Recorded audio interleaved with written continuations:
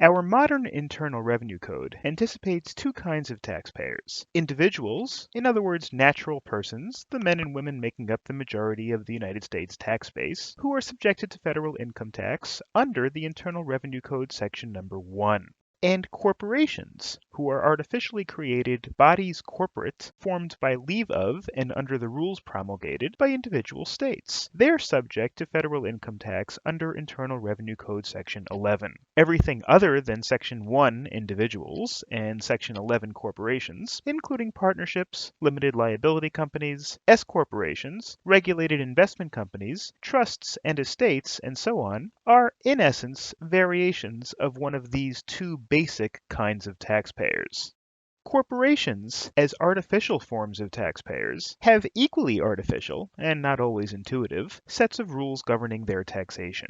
Generally, they can be formed tax-free, which is to say that when individuals form them, that is not necessarily a taxable event. Thereafter, however, the income resulting from that corporation's operations will be subject to income tax twice. First, upon the corporation's recognition of the income, and then again when the income is distributed to shareholders, usually as dividends. This double taxation is at the heart of the federal income taxation of corporations and persists throughout the corporation's life, even to its death or its dissolution. While forming a corporation is not usually a taxable event, there are times where just the formation of the corporation subjects the owners to income tax. This is because of the general sale and exchange rules of Section 1001 of the Internal Revenue Code. That rule provides that when a taxpayer sells or otherwise disposes of property, the taxpayer must recognize gain equal to the excess of the fair market value of the property received over the adjusted basis that the property had when it was sold.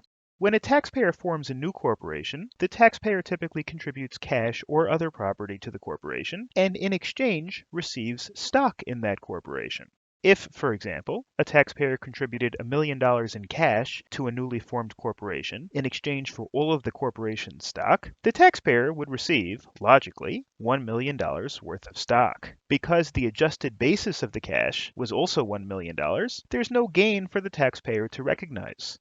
But what if instead of cash, the taxpayer contributed property, say a building that had a fair market value of $1 million, but an adjusted basis in the taxpayer's hands of just $100,000? Under Section 1001, the taxpayer received $1 million worth of stock in exchange for a building with only a $100,000 adjusted basis. Thus, the taxpayer had realized, and will have to recognize, $900,000 in capital gain. This is where the code must intervene and offer an exclusion from income. It does this through Section 351 of the code, which provides that so long as the taxpayer forming a new corporation controls at least 80% of the stock immediately after the contribution, then the gain need not be recognized for tax purposes. So, although the shareholders have technically realized a gain, it's only by reason of this specific exclusion under Section 351 that the shareholders don't have to recognize that gain at this time for tax purposes.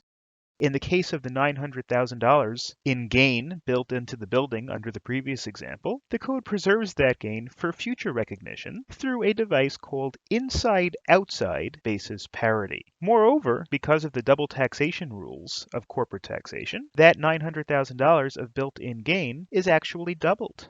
First, let's discuss parity. When the shareholder exchanged the building for the new corporation's stock in the previous example, he was able to avoid having to recognize that gain by reason of Section 351. He is not forever exempt from recognizing it, however. Instead, as with all non-recognition rules of the code, the built-in gain is preserved by the exchanger taking what is called an exchanged basis. That is, although the shareholder in effect contributed $1 million of capital to the corporation, which was the fair market value of the building, the shareholder's adjusted basis in his stock will just be the $100,000. That is the basis of the property. Notice how this preserves the built-in gain. If the shareholder were soon after the contribution to sell the stock, he would presumably get $1 million for it. Without a non-recognition rule to apply, Section 1001 would now control, and the shareholder would have to recognize a $900,000 gain, or $1 million, which is the amount he receives, less the $100,000 adjusted basis.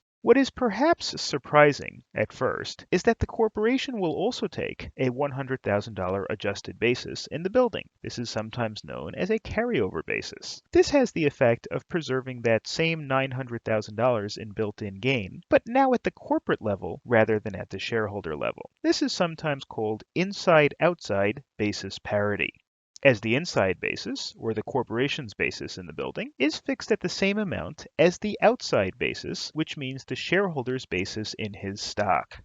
By preserving the gain both inside the corporation and outside the corporation through the mechanism of parity, the potential for recognizing gain has essentially doubled.